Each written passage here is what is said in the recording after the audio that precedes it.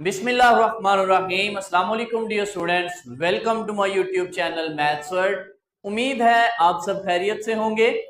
Student, आज हम अपने इस लेक्चर के अंदर हमारा जो 11th क्लास का न्यू सिलेबस है एफएससी आईसीएस पार्ट 1 का मैथमेटिक्स का, उसमें हम एक्सरसाइज 14.1 को डिस्कस करेंगे। तो एक्सरसाइज 14.1 करने से पहले हमारा जो चैप्टर है, चैप्टर नंबर 14, इसका नाम है वेक्टर इन स्पेस।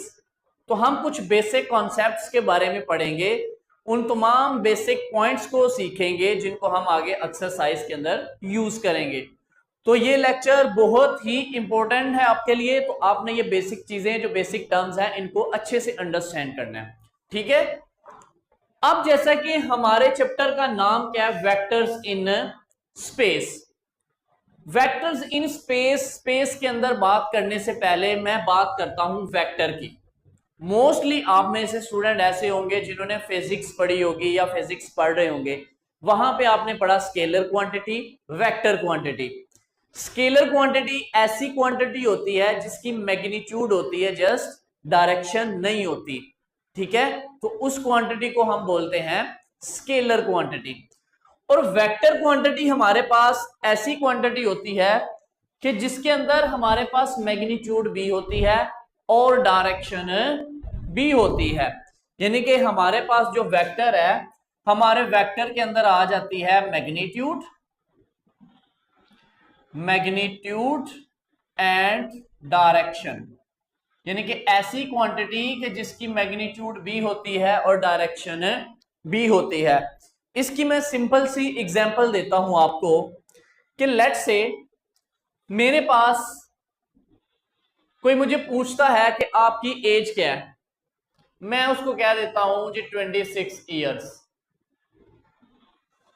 ठीक है। तो ये एक कंप्लीट इंफॉर्मेशन है, सही हो गया। उसके बाद वो मुझे पूछ लेता है जी आपकी हाइट कितनी है, या आप कोई वायर है उसकी लंबाई कितनी है, जी मैं बता देता हूं वो 3 मीटर लॉन्ग है या समथिंग कुछ इस तरह भी। तो ये भी क्या है, एक आपके पास कंप्लीट इंफॉर्मेशन है, ठीक है। अब वो एज जो है, एज में ये नहीं पूछेगा इसकी डायरेक्शन क्या है, यानी उसने क्वेश्चन बन सकता है, क्वेश्चन ये है कि आपकी एज क्या, आपने आंसर दिया 26, आंसर कंप्लीट। सेकंड थिंग आपसे पूछा जा सकता है, या कोई पायलट है एरोप्लेन का, वो कहता है जी मैं एयरपोर्ट से 25 किलोमीटर के डिस्टेंस पे हूं, तो क्या ये इंफॉर्मेशन कंप्लीट होगी? नहीं। क्यों?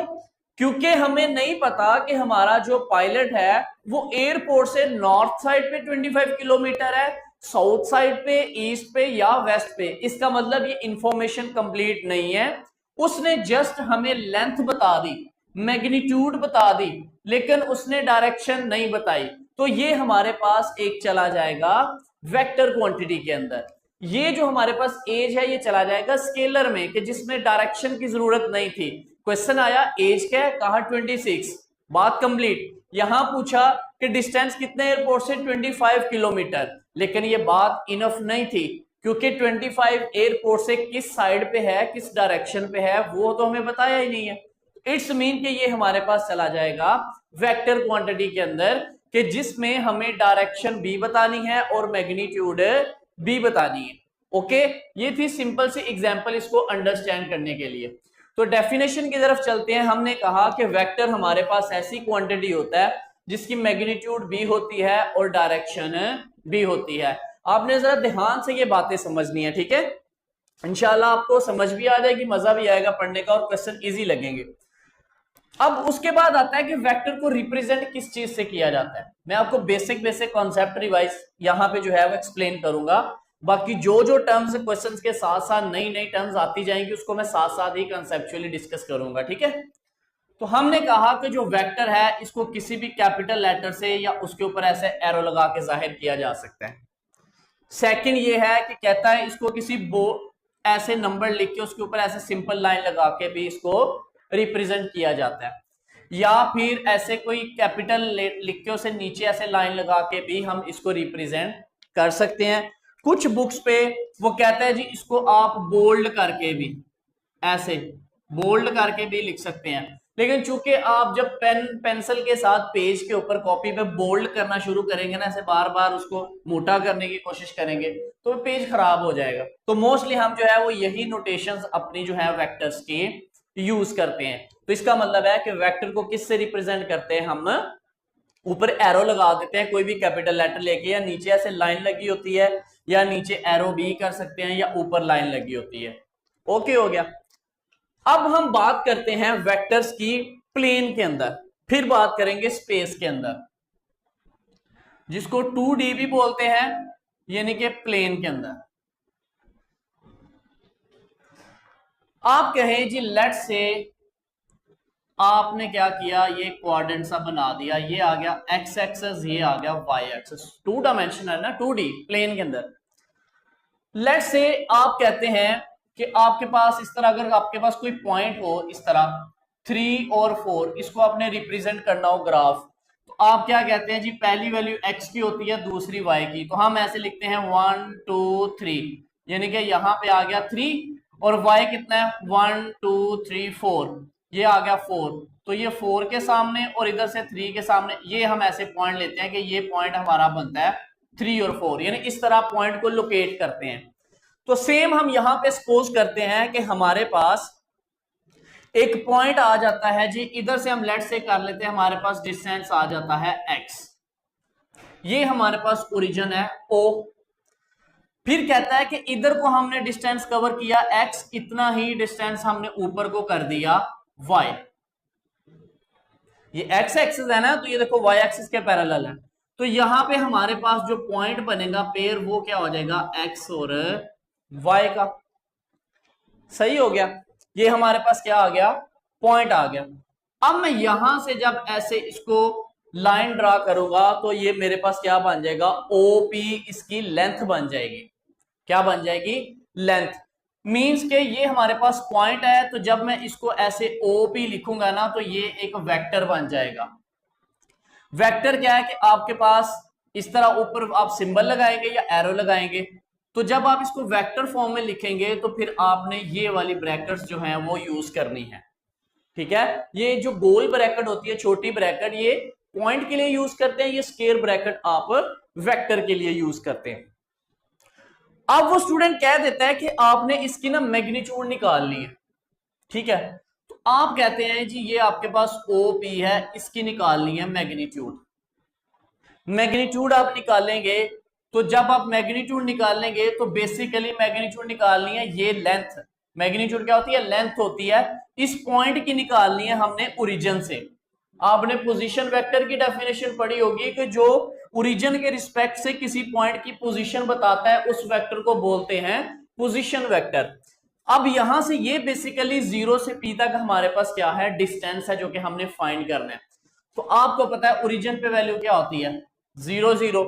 यहां पे क्या है, XY, तो आप इस पे डिस्टेंस फॉर्मूला लगाओ, वो क्या होता है x2 माइनस x1 प्लस का square plus y2 minus y1 का स्केयर। तो यहां से आ जाएगा x माइनस 0 का स्केयर प्लस y माइनस 0 का स्केयर। तो यहां से हमारे पास x माइनस 0 x का स्केयर, y माइनस 0 y का स्केयर, तो ये स्टूडेंट हमारे पास आ जाएगी मैग्नीट्यूड। क्या आ जाएगी, मैग्नीट्यूड। लेट्स से मेरे पास कोई पॉइंट आ जाता है 3 और 4, इसकी मैंने क्या फाइंड करनी है जी, मैग्नीट्यूड। तो जब मैं इसकी मैग्नीट्यूड फाइंड करूंगा, तो वो किस तरह करेंगे, अब ऐसे अगर पॉइंट था, तो पहले इस पॉइंट को पोजीशन वेक्टर में अगर लिखेंगे OP, तो वो आ जाएगा ऐसे 3 और 4। तो इसकी मैग्नीट्यूड फाइंड करनी है, तो पहली वैल्यू x होती है, दूसरी y, तो फॉर्मूला क्या है, x square plus y square, तो आ जाएगा 3 का स्क्वायर प्लस 4 का स्क्वायर, तो आ जाएगा 9 प्लस 16, तो ये आ जाएगा जी 25, और यहां से आंसर आ गया 5। तो इस तरह आप फाइंड करेंगे मैग्नीट्यूड। अब ये जो वेक्टर है ना, इसको हम IJ की यूनिट वेक्टर की फॉर्म में भी लिखते हैं, वो भी मैं आपको एक्सप्लेन करता हूं। अभी फिलहाल आप इसी को ही याद रखें। सही हो गया। अब स्टूडेंट हम बात करते हैं स्पेस के अंदर, या हमने प्लेन के अंदर की, अब हम करेंगे 3D, यानी कि स्पेस के अंदर हम बात करेंगे। अब स्पेस के अंदर बात करेंगे, तो हम कहते हैं जी हमारे पास एक आ गया ये, एक ये आ गया और एक हमने ये ले लिया z एक्सेस, ये हमने ले लिया x एक्सेस, ये हमने ले लिया y एक्सेस। अब हमने कहा कि हमारे पास एक पॉइंट था जो इस तरफ को उसने x डिस्टेंस मूव किया, ठीक है, यानी कि ये जो डिस्टेंस था वो क्या था x। फिर हमने ऊपर को यानी ये y एक्सिस वाला ये हमने यहां पे आ गए पॉइंट, यहां तक हमने y डिस्टेंस किया, उसके बाद हम z करेंगे तो बेसिकली हमारे पास जो z होता है ना वो इस तरह होता है, ये x एक्सिस है, ये y एक्सिस है और z एक्सिस ऐसे ऊपर होता है। अब ये लिखा है ना ऐसे, तो ये हमारे पास ऐसे आ गया जी, ऐसे, तो z एक्सिस ये होता है ऊपर बेसिकली। अब चूंकि ये लाइन को ऐसे मैं हवा में नहीं बना सकता, बेसिकली ये लाइन ये है, तो अब जब ये लाइन ये होगी तो मैंने पहले ये x डिस्टेंस तय किया, उसके बाद मैं इसके पैरेलल y डिस्टेंस तय किया, तो अब मैं क्या करूंगा, इधर को आऊंगा इसके लॉन्ग z डिस्टेंस, तो z डिस्टेंस मतलब कि मैं इस तरफ को आ जाऊंगा, तो ये मेरे पास पॉइंट हो जाएगा x y और z, ये है आपके पास ओरिजिन। और जिस तरह हमने प्लेन के अंदर हमारे पास दो एक्सेस को यूज किया x और y को, तो इस तरह पॉइंट बना, तो जब हम यहां पे OP बनाएंगे तो हमारे पास आ जाना है x y और z, तो इस तरह हम इसको रिप्रेजेंट किया करेंगे। ठीक हो गया। अब नेक्स्ट आप क्या करते हैं, आप कहते हैं जी कि आपने यहां से लेकर यहां तक ना एक डिस्टेंस सेलेक्ट कर लिया, कि आपके पास मैं डायग्राम अगेन बना लेता हूं। आप कहते हैं कि आप यहां से लेकर तकरीबन 1 यूनिट यहां तक आप आ गए, आपने डिस्टेंस तय किया x के लॉन्ग, तो यानी कि x की वैल्यू 1 है, तो x एक्सिस के लॉन्ग y और z कितना हो जाएगा, 0 हो जाएगा, क्योंकि ये तो x एक्सिस है ना। फिर मैं कहता हूं कि 1 यूनिट ही जो है मैं इस तरफ को मूव किया y एक्सिस, तो यहां पे पॉइंट बनेगा 0 1 और 0, x की वैल्यू 0, y की 1 और z की भी 0। जब इसके लॉन्ग आऊंगा तो मेरे पास आ जाएगा x की भी 0, y भी 0 और z 1। अब जब मैं इस ओरिजिन से, लेट्स से ये मैं इसको नाम देता हूं a का, इसको देता हूं b का, इसको देता हूं c का, तो ऐसे तो ये पॉइंट हैं, लेकिन जब मैं इसको पोजीशन से यानी इस O से इधर को मेजर करूंगा तो OC ये चला जाएगा एक पोजीशन वेक्टर में। किस में चला जाएगा, पोजीशन वेक्टर में, वेक्टर फॉर्म में चला जाएगा। तो वेक्टर फॉर्म में जब जाएगा तो आपके पास बेसिकली OA जो है, यानी ये जो है ये आपके पास बन जाएगा इस तरह 1 0 0, क्योंकि वेक्टर को हम इस तरह लिखते हैं, पॉइंट को गोल ब्रैकेट से लिखते हैं, इसको स्मॉल ब्रैकेट बोलते हैं। इसी तरह जब मैं OB को लूंगा तो ये मेरे पास आ जाएगा 0 1 और 0। इसी तरह जब OC को लूंगा तो मेरे पास आएगा 0 0 और 1। अब स्टूडेंट इसकी आप मैग्नीट्यूड फाइंड करें, तो जब इसकी मैग्नीट्यूड फाइंड करेंगे तो 1 का स्केयर प्लस 0 का स्केयर प्लस 0 का स्केयर, तो आंसर क्या आता है 1। तो आपने पढ़ा था कि ऐसा वेक्टर जिसकी मैग्नीट्यूड 1 आ जाए उसको बोलते हैं यूनिट वेक्टर। क्या बोलते हैं, यूनिट वेक्टर। यूनिट वेक्टर, ऐसा वेक्टर जिसकी मैग्नीट्यूड क्या आ जाए 1 आ जाए उसको बोल देते हैं हम यूनिट वेक्टर। अब यूनिट वेक्टर जो है मैं लेट्स से इसको कह देता हूं I, इसको कह देता हूं J और इसको कह देता हूं K, यानी कि x एक्सिस के अलोंग हम I ले लेते हैं, y एक्सिस के अलोंग J और z एक्सिस के अलोंग जो है वो K यूनिट वेक्टर ले लेते हैं। तो इसका मतलब है कि हमारे पास अगर कोई वेक्टर लिखा हो R इस तरह x y z, तो मैं इसको ऐसे भी लिख सकता हूं xi plus yj plus zk। तो जब हमने मैग्नीट्यूड फाइंड करनी होती है तो हम क्या लिखते हैं, i के कोफिशिएंट का स्केयर, यानी कि इसकी मैग्नीट्यूड जब लिखनी है तो आ जाएगा x का स्केयर, j के कोफिशिएंट y का स्केयर, k के कोफिशिएंट z का स्केयर, इस तरह आ जाएगा। तो इस तरह हम जो है इसकी मैग्नीट्यूड फाइंड किया करेंगे। अब स्टूडेंट इसके बाद हम बात करेंगे डायरेक्शन कोसाइन की। ये बेसिक कॉन्सेप्ट्स हैं जो कि एमसीक्यूज के लिए आपके बेसिक पॉइंट्स क्लियर करने के लिए बातें हैं, ठीक है। अब हम बात करेंगे कि डायरेक्शन कोसाइन क्या होता है, क्योंकि हम इस तरह के क्वेश्चंस भी करेंगे। और एक चीज और मैं आपको इंशाल्लाह जैसे जैसे हम क्वेश्चन करेंगे ना, जिस क्वेश्चन के रिलेट जो कॉन्सेप्ट करेगा ना, रिलेट जो भी पॉइंट, उसको हम तभी साथ साथ डिस्कस करेंगे, ताकि वो कॉन्सेप्ट वो टॉपिक डिस्कस किया साथ उसका क्वेश्चन किया तो इजीली समझ आ जाती है। तो स्टूडेंट बात करते हैं डायरेक्शन कोसाइन की। Direction cosine, basically direction cosine find करने के लिए सबसे पहले हम फाइंड करते हैं यूनिट वेक्टर। उसका क्या फाइंड करते हैं? Unit vector. लेट्स से मेरे पास एक वेक्टर है r, उसको मैं लिखता हूं xi yj प्लस zk। तो यूनिट वेक्टर का आपको पता है फॉर्मूला क्या होगा? r इक्वल होता है r वेक्टर ओवर r की मैग्नीट्यूड। जिन्होंने फिजिक्स पढ़ी उन्होंने पढ़ा कि ये यूनिट वेक्टर का फॉर्मूला होता है। तो सबसे पहले आप इसकी मैग्नीट्यूड फाइंड करें, वो क्या आ जाएगा? x का स्केयर, y का स्केयर प्लस z का स्केयर, यानी i के कोफिशिएंट का, j के और k का। और आप इसके नीचे ना ये लाइन लगा लेंगे, अगर मैं कभी ना भी लगा सकूं समझाते हुए तो आपने लाजमी लगानी है। तो यहां से ये आ गया हमारे पास मैग्नीट्यूड। अब आप लिखें कि यूनिट वेक्टर, यूनिट वेक्टर वो क्या होता है? वेक्टर को वेक्टर की मैग्नीट्यूड से डिवाइड करते हैं। तो वेक्टर हमारे पास क्या है? xi yj और zk। नीचे हमारे पास मैग्नीट्यूड इसकी क्या आई है? x का स्केयर प्लस y का स्केयर प्लस z का स्केयर। इसको सबके साथ अलग अलग डिवाइड करो तो ये आ जाएगा x over x square plus y square plus z square i plus y over x square plus y square plus z square j plus z over x square plus y square plus z square साथ आ जाएगा k। तो student हमारे पास जो i का coefficient आया करेगा वो उसको हम रखेंगे cos अल्फा, यानी कि cos अल्फा इक्वल आ जाएगा x square plus y square plus z square. और जो j के साथ आएगा उसको हम रखेंगे cos बीटा, यानी कि y ओवर x का स्केयर, y का स्केयर और z का स्केयर।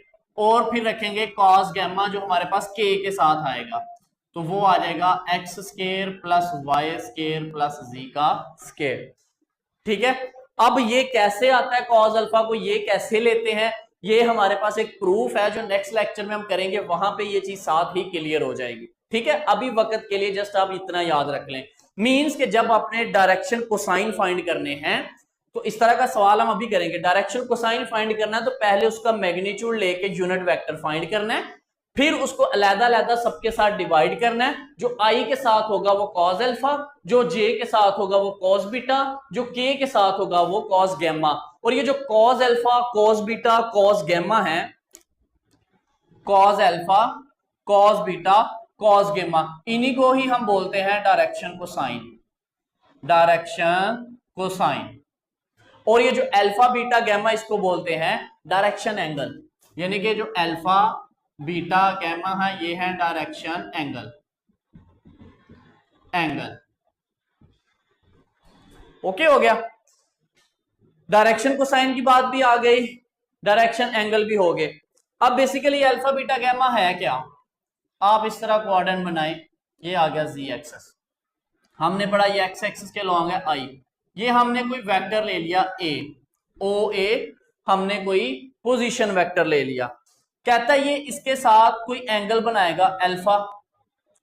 ये जो हमारा जो y एक्सिस है जो कि j जिसको कहा है, ये कोई एंगल बनाएगा बीटा।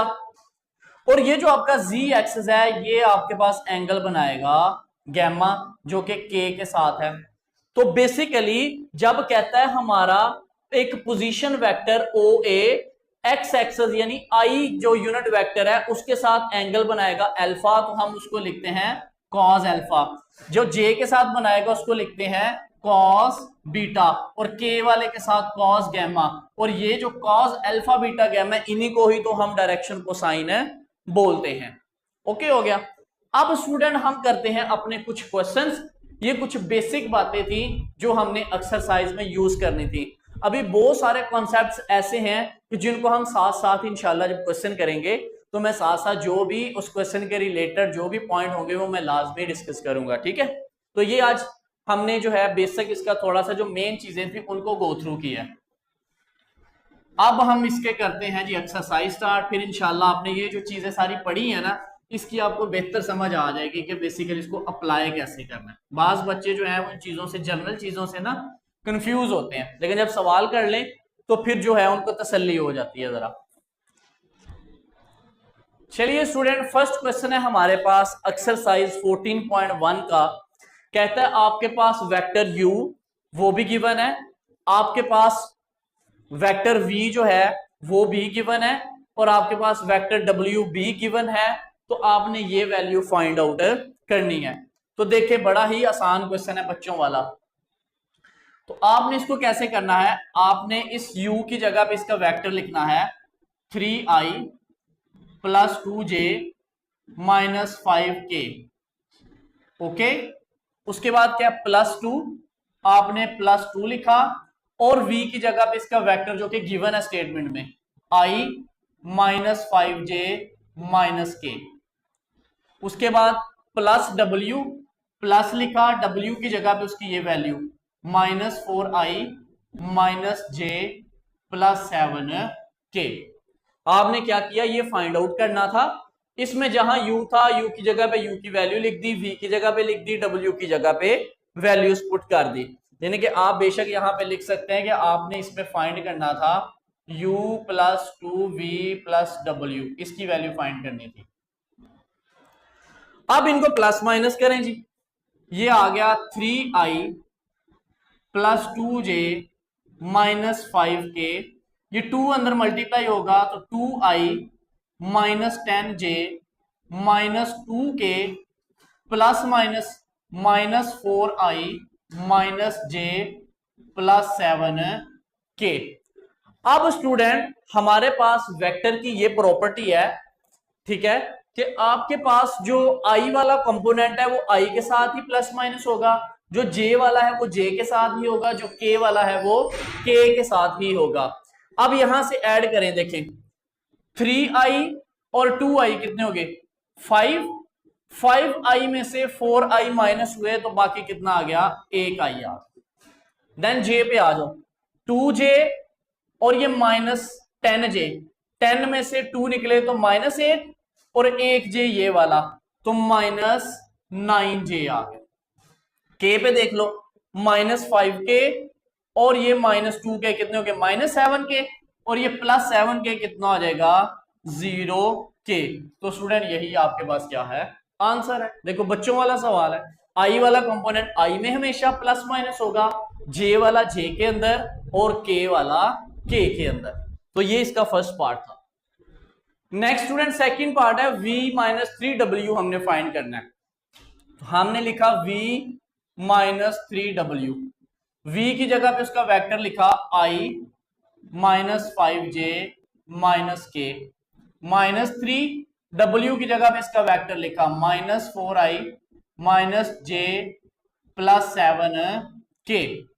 तो यहां से आ गया i minus 5j minus k, minus इसको मल्टीप्लाई करेंगे तो minus minus plus 4 3 12i minus minus plus तो 3j माइनस प्लस माइनस और 21k। ठीक है, मैं दोबारा कह रहा हूं कि ये नीचे जो सिंबल साइन में लगा रहा हूं ना, ये लाजमी लगा लेंगे अपने यूनिट वेक्टर के। बाज लोग इसके ऊपर ऐसे कैप भी लगाते हैं तो वो भी ठीक है।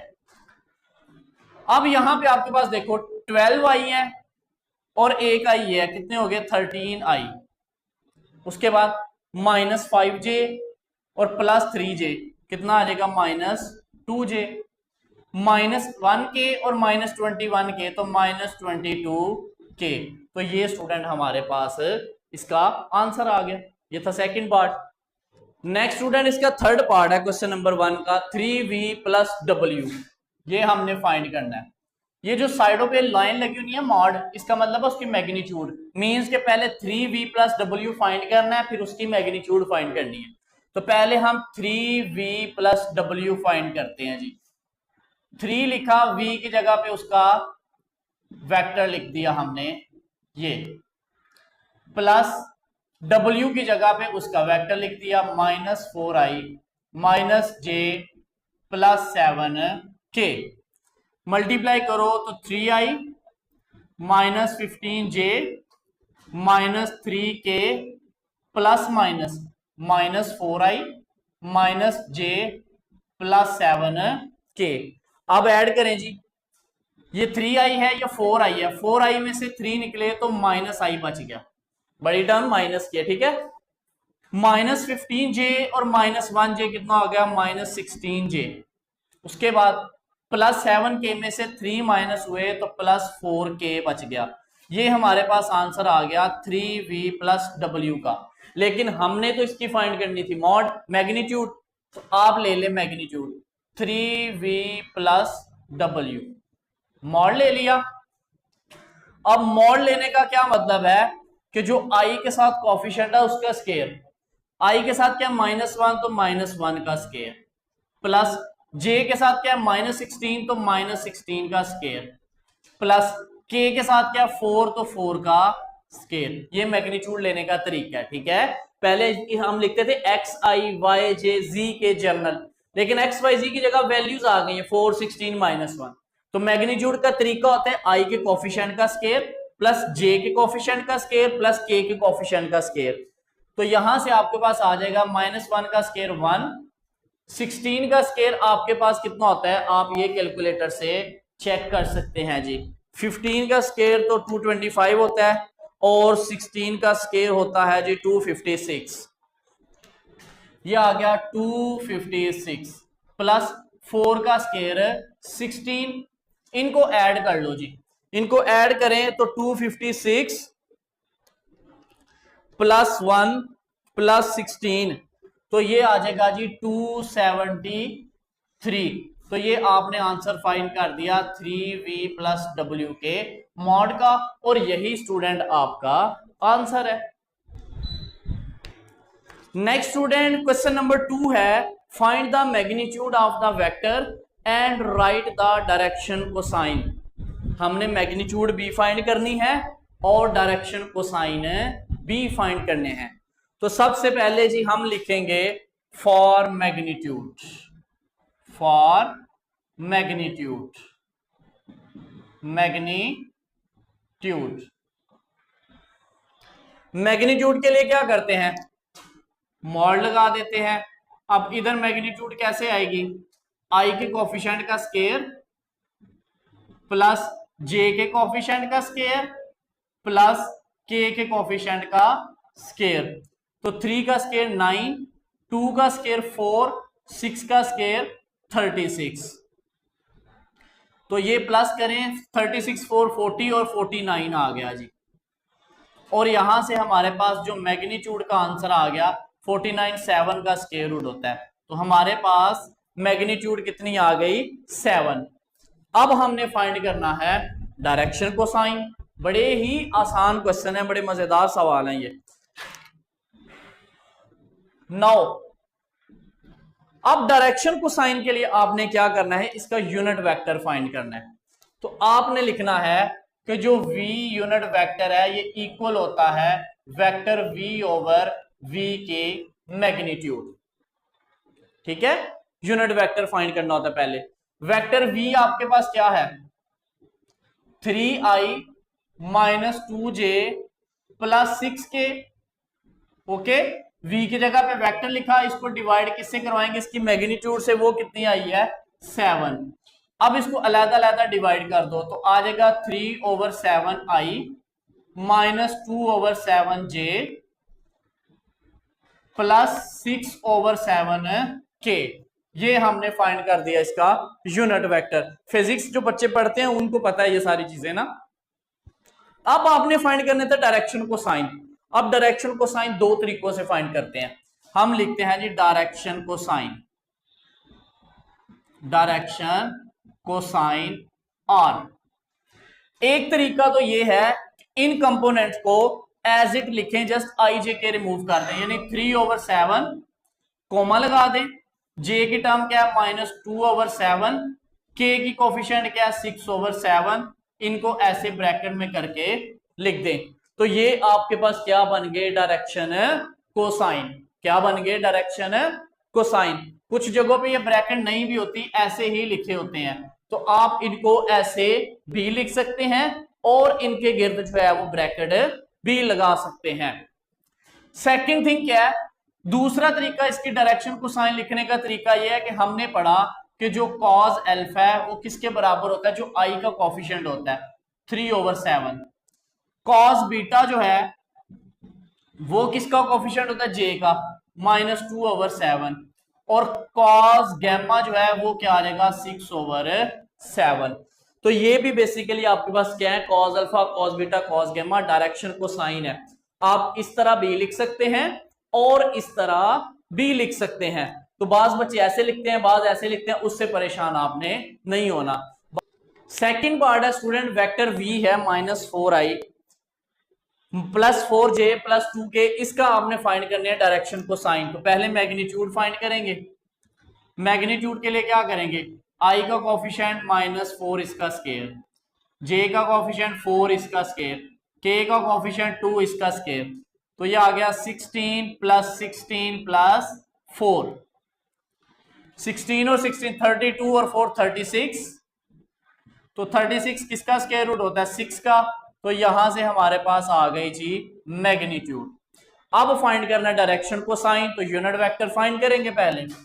वेक्टर v क्या है हमारे पास, -4i + 4j + 2k divided by, इसकी मैग्नीट्यूड क्या ही है, 6 के साथ डिवाइड कर दे।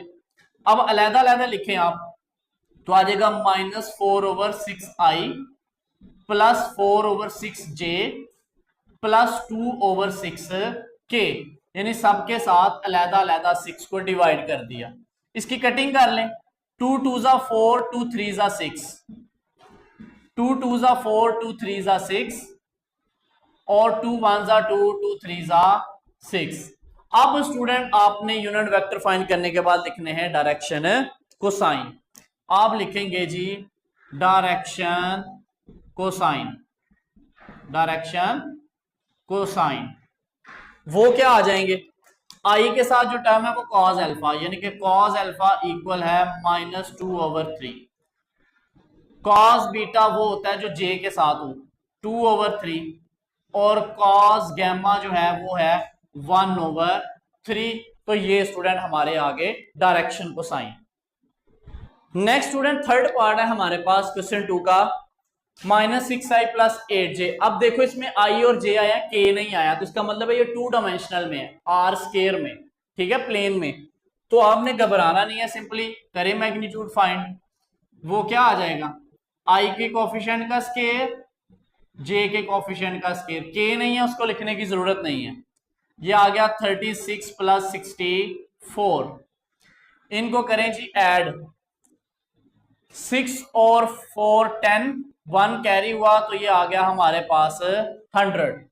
ठीक है, 100 किसका स्क्वायर रूट होता है, 10 का। तो यहां से हमारे पास मैग्नीट्यूड कितनी आ गई जी, 10।